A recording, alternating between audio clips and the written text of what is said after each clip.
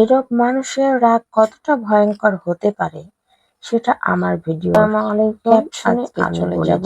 Shopping এ টুকিটাকি shopping করব, ঈদ যেহেতু চলে এসেছে। মাসে আসলে রোজা থেকে ভিডিও আপলোড অতটা করতে পারছি না, তাই কোনোভাবেই ভিডিও আজকে আপলোড করব। তো ভিডিওতে আমি আপনাদের সঙ্গে কিছু কথা শেয়ার করব, আর সেটাই আমার ভিডিওর ক্যাপশনে থাকছে। নীরব মানুষের রাগ কতটা ভয়ানক হতে পারে সেটাই বলছি আজ। মাঝে নিজেকে দেখে নিজেই চুপ হয়ে যায়, অনেক কিছুই নীরবে সহ্য করে নিতে হয়, আর নীরব সহ্য করতে করতে একটা সময় সত্যি বোবা হয়ে যেতে হয়। যাই হোক, বলি সে ক্যাপশন গুলো। নীরব মানুষ সবসময় চুপ থাকে, ঝগড়া এড়িয়ে চলে, নিজের কষ্ট সহজে প্রকাশ করে না, অন্যকে তাকে দুর্বল মনে করে। কিন্তু বাস্তবতা হলো, নীরব মানুষ যখন রেগে যায় তখন সেই রাগই সবচেয়ে ভয়ঙ্কর হয়ে ওঠে। কারণ নীরব মানুষ হঠাৎ রেগে যায় না, সে অনেক দিন ধরে কষ্ট জমায়, অনেক অপমান সহ্য করে, অনেক কথা গিলে ফেলে।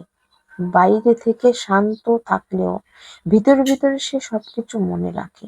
যখন সহ্যের সীমা শেষ হয়ে যায় তখন তার রাগ বিস্ফোরণের মতো বেরিয়ে আসে। আরেকটি কারণ হলো, নীরব মানুষ সাধারণত সম্পর্ক বাঁচিয়ে রাখতে চেষ্টা করে। তারা সহজে তর্কে যায় না, আর কারোর সাথে দূরত্ব তৈরি করতে চায় না। কিন্তু যখন তারা সিদ্ধান্ত নিয়ে ফেলে যে এবার যথেষ্ট হয়েছে, তখন তারা শুধু রাগই দেখায় না, অনেক সময় চুপচাপ দূরে সরে যায়। আর এই দূরে সরে যাওয়াটাই সবচেয়ে বড় শাস্তি হয়ে দাঁড়ায়। কেউ ভুল মনে করে যে প্রতিবাদ করে না সে কষ্টও পায় না, অথচ সত্য হলো সবচেয়ে বেশি কষ্ট পায় সেই মানুষটি যে নিজের অনুভূতি প্রকাশ না করে সবকিছু নীরবে সহ্য করে।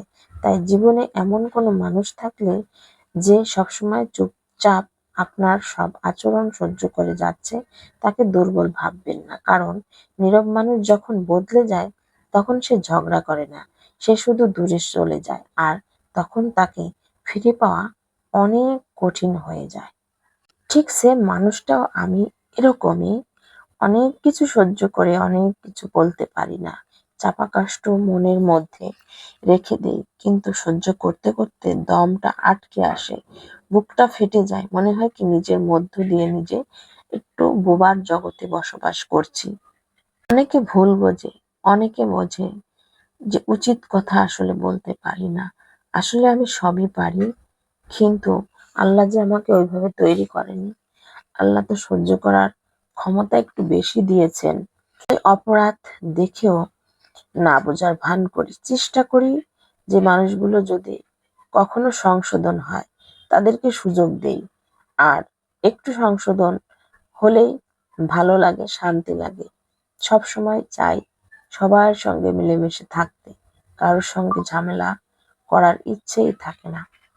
ভিডিওটি কেমন লাগলো আপনাদের কমেন্ট করতে ভুলবেন না, ভালো লাগলে শেয়ার করে পাশে থাকবেন। আর আমার ইউটিউব চ্যানেল থেকে যারা ভিডিওটি দেখবেন সাবস্ক্রাইব করে পাশে থাকবেন, আর পেজ থেকে যারা আমার ভিডিওটি দেখছেন একটা ফলো দিয়ে পাশে থেকে যেতে পারেন। পুরো ভিডিওতে আমি আজকের ঈদের টুকিটাকি শপিং শেয়ার করলাম। আর ভালো থাকবেন। আর শেষ ফিনিশিং এ ইফতারি কিছু ভিডিও শেয়ার করলাম। ভালো থাকবেন, আল্লাহ হাফেজ।